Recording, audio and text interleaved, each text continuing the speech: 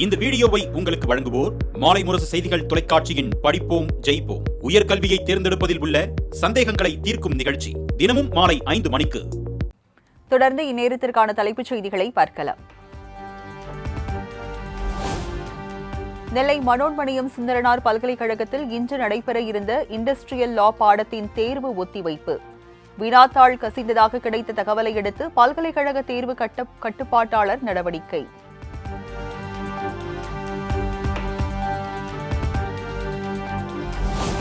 கன்னியாகுமரியில் பலத்த சூறை காற்றுடன் தொடர்ந்து வெளுத்து வாங்கும் கனமழை. 200க்கும் மேற்பட்ட மின்கம்பங்கள் சேதமடைந்ததால் மக்களின் இயல்பு வாழ்க்கை பாதிப்பு.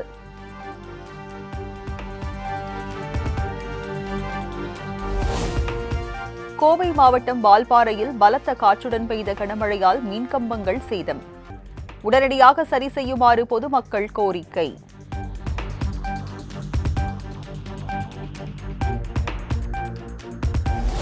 தென்காசி மாவட்டத்தில் நேற்று ஒரே நாளில் 28 சென்டிமீட்டர் மழை பொழிவு. நீர்நிலை பகுதிகளுக்கு யாரும் செல்ல வேண்டாம் என ஆட்சியர் கமல் கிஷோர் வேண்டுகோள்.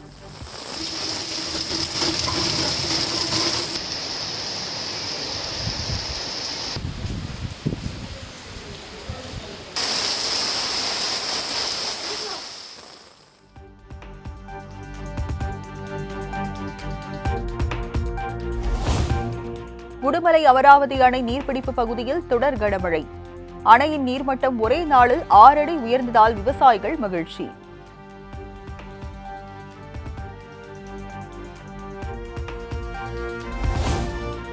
நீர்பிடிப்பு பகுதிகளில் பெய்து வரும் கனமழையால் பில்லூர் அணையின் நீர்மட்டம் ஒரே நாளில் 3 அடி உயர்வு. 14,925 கன அடி வெளியேற்றப்படுவதால் கரையோர மக்களுக்கு வெள்ள அபாய எச்சரிக்கை.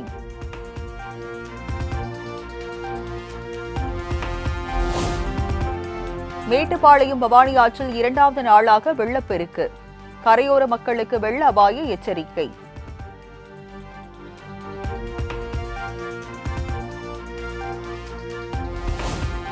உதகை கல்லட்டி மலைப்பாதையின் 20வது கொண்டை ஊசி வளைவில் ராட்சத பாறை உருண்டு விழுந்ததால் சாலைகள் சேதம்.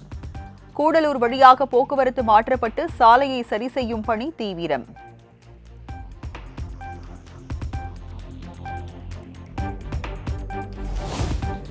நீலகிரி மாவட்டத்தில் 3வது நாளாக தொடர்ந்து பெய்து வரும் கனமழை.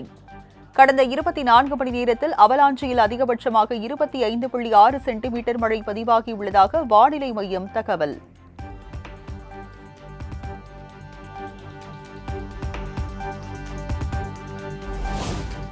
உதகையில் தொட்டபெட்டா, அவலாஞ்சி, ரோஜா பூங்கா உள்ளிட்ட சுற்றுலா தலங்கள் இன்றும் மூடல். கனமழை எச்சரிக்கை விடுக்கப்பட்டுள்ள நிலையில் மாவட்ட நிர்வாகம் நடவடிக்கை.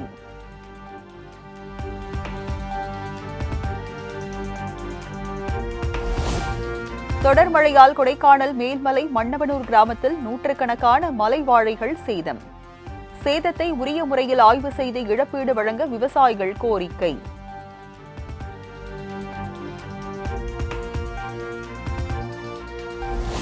மேற்கு தொடர்ச்சி மலைப்பகுதியில் தொடர்ந்து பெய்து வரும் கனமழையால் குற்றால அருவிகளில் வெள்ளப்பெருக்கு. 3வது நாளாக சுற்றுலா பயணிகள் குளிக்க தடை விதித்து வனத்துறை உத்தரவு.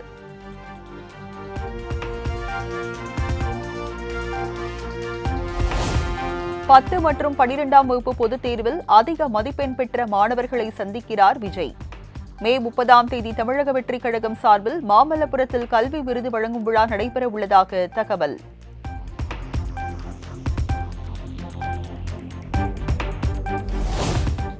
இரண்டாயிரத்தி 26 தேர்தலில் வாரிசு அரசியலுக்கும் குடும்ப ஆட்சிக்கும் முற்றுப்புள்ளி வைப்போம். அதிமுக இருக்கும் வரை திமுக வெற்றி பெறும் என்ற ஸ்டாலின் கனவு நிறைவேறாது எனவும் எடப்பாடி பழனிசாமி உறுதி.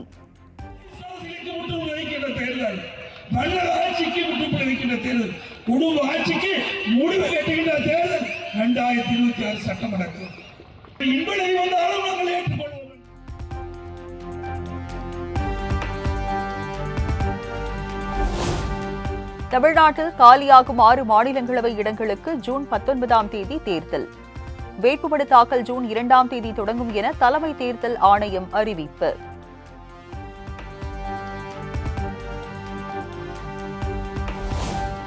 திமுக சார்பில் களமிறங்கும் 4 மாநிலங்களவை வேட்பாளர்கள் யார்?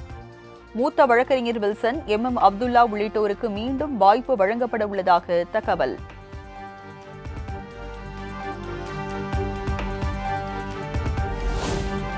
திமுக கூட்டணியில் இணைந்த மக்கள் நீதி மய்யம் கட்சிக்கு ஒரு மாநிலங்களவை உறுப்பினர் சீட் உறுதி. கட்சித் தலைவர் கமல்ஹாசன் போட்டியிடுவார் என தகவல்.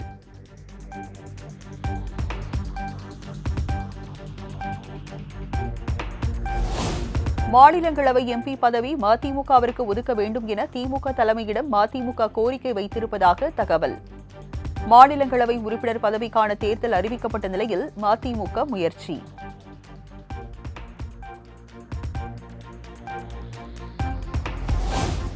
வேலூர் கருகம்புதூரில் மாங்காய் ஏற்றி வந்த லாரி தடுப்பு கம்பியில் மோதி தலைக்குப்புற கவிழ்ந்து விபத்து. சாலையில் சிதறி கிடந்த மாங்காய்களை போட்டி போட்டு எடுத்து சென்ற பொதுமக்கள்.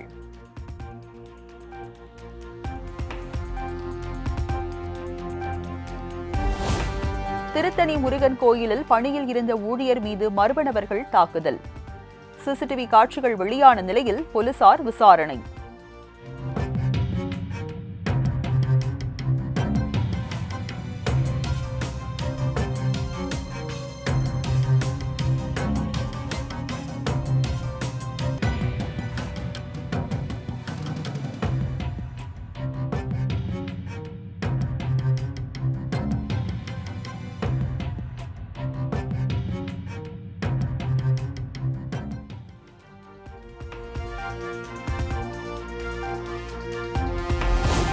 தருமபுரி அருகே குற்றவாளியை ஜாமீனில் விடுவிக்க 10,000 ரூபாய் லஞ்சம் வாங்கிய தலைமை காவலர் கையும் களவுமாக பிடித்து கைது செய்த லஞ்ச ஒழிப்பு துறையினர்.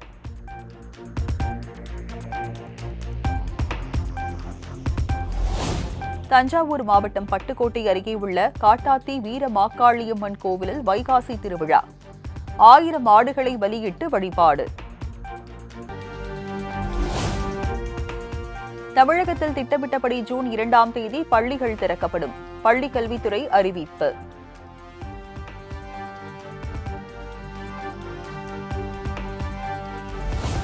அரசு கலை அறிவியல் படிப்பு மாணவர் சேர்க்கைக்கு விண்ணப்பிக்க இன்று கடைசி நாள். இதுவரை இளங்கலை படிப்புகளுக்கு 2,15,809 மாணவ மாணவிகள் விண்ணப்பித்துள்ளதாக தகவல்.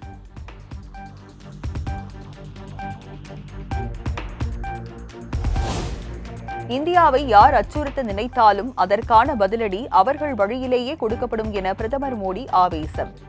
ஆபரேஷன் சிந்தூர் என்பது பயங்கரவாதத்தை முற்றிலும் ஒழித்து மனிதநேயத்தை நிலைநாட்டுவதற்கான போராட்டம் எனவும் பேச்சு.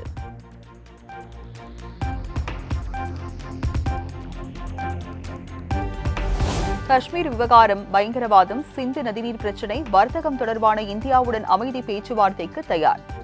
தெஹரானில் ஈரான் அதிபர் உடன் நடந்த கூட்டு செய்தியாளர் சந்திப்பின் போது பாகிஸ்தான் பிரதமர் ஷெபாஸ் ஷெரீப் உரை.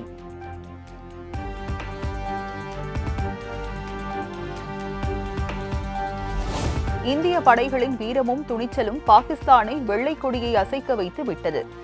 ஆபரேஷன் சிந்தூர் தொடங்கிய 22 நிமிடங்களில் இந்தியாவின் பலம் பாகிஸ்தானுக்கு நிரூபிக்கப்பட்டதாக பிரதமர் மோடி பெருமிதம்.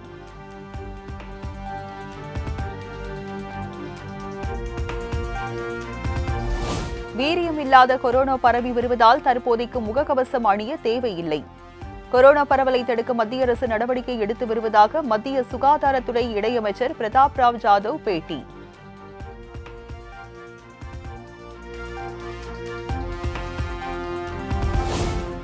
புதுச்சேரி ஆன்மீக மற்றும் அமைதியான பூமி. யோகா உலகளவில் இருப்பதில் பெரிய பங்கு பிரதமர் மோடிக்கு உண்டு. யோகா கலையை வளர்க்க புதுச்சேரி அரசு பல்வேறு நடவடிக்கைகளை எடுத்து வருவதாக முதலமைச்சர் ரங்கசாமி பேச்சு.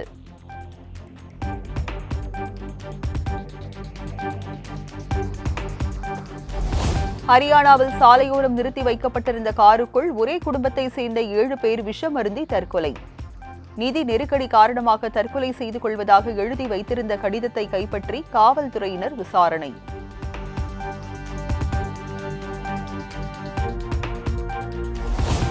கர்நாடக மாநிலம் மாண்டியாவில் ஹெல்மெட் அணியவில்லை என இருசக்கர வாகனத்தை மறித்த போக்குவரத்து போலீசால் விபத்து.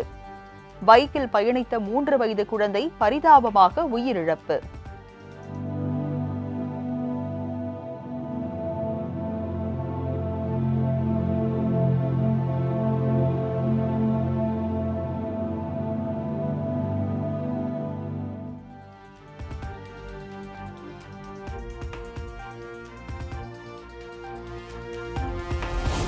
கர்நாடக மாநிலம் மாண்டியாவில் போக்குவரத்து காவலரின் அலட்சியத்தால் விபத்தில் சிக்கி பறிபோன பிஞ்சு உயிர். காவலர் மீது குற்றப்பிரிவில் வழக்கு பதிய கோரி பொதுமக்கள் மறியலில் ஈடுபட்டதால் பரபரப்பு.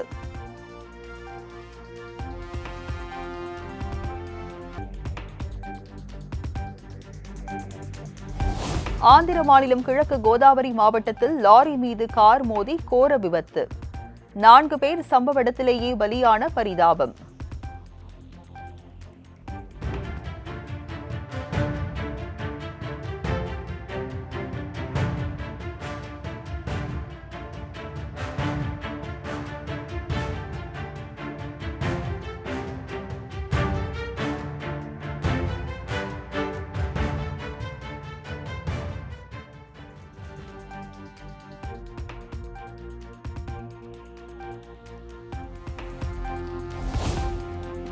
பிரிஜ்பூஷன் சரண் சிங் மீது மல்யுத்த வீராங்கனை அளித்த பாலியல் வன்கொடுமை வழக்கு முடித்து வைப்பு. எந்தவித போதிய ஆதாரமும் கிடைக்கவில்லை என போலீசார் தெரிவித்ததை அடுத்து டெல்லி உயர்நீதிமன்றம் உத்தரவு.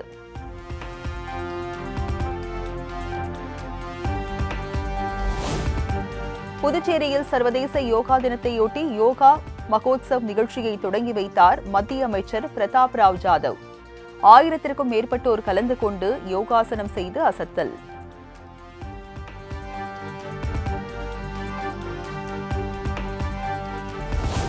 ஐபிஎல் கிரிக்கெட் தொடரில் 7 விக்கெட் வித்தியாசத்தில் மும்பையை வீழ்த்தி பஞ்சாப் கிங்ஸ் அணி அபார வெற்றி. 19 புள்ளிகளுடன் முதல் அணியாக டாப் 2 இடத்தை உறுதி செய்த பஞ்சாப்.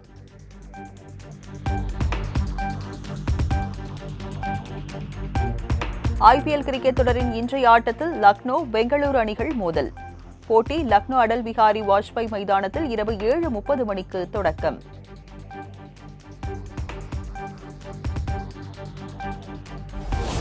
ஐபிஎல் வரலாற்றில் சச்சினின் வாழ்நாள் சாதனையை தகர்த்து புதிய சாதனை படைத்த சூரியகுமார் யாதவ். ஒரு சீசனில் மும்பை அணிக்காக அதிக ரன்கள் குவித்த வீரர் என்ற சாதனையை படைத்து அபாரம்.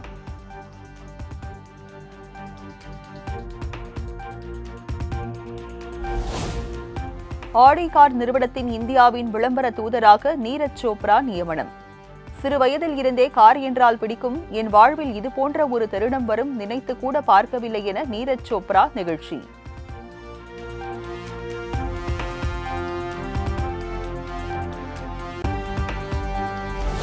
சர்வதேச ஜூனியர் ஹாக்கி போட்டியில் இந்திய அணி தொடர்ந்து 2வது வெற்றி. 3-2 என்ற கோல் கணக்கில் உருகுவே அணியை வீழ்த்தி அசத்தல்.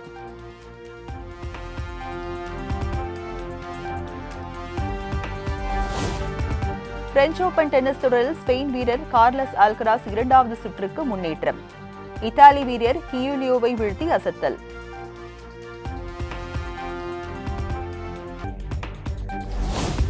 தென்கொரியாவில் இன்று தொடங்குகிறது ஆசிய தடகள சாம்பியன்ஷிப் போட்டி. தமிழ்நாட்டை சேர்ந்த 9 வீரர்கள் பங்கேற்பு.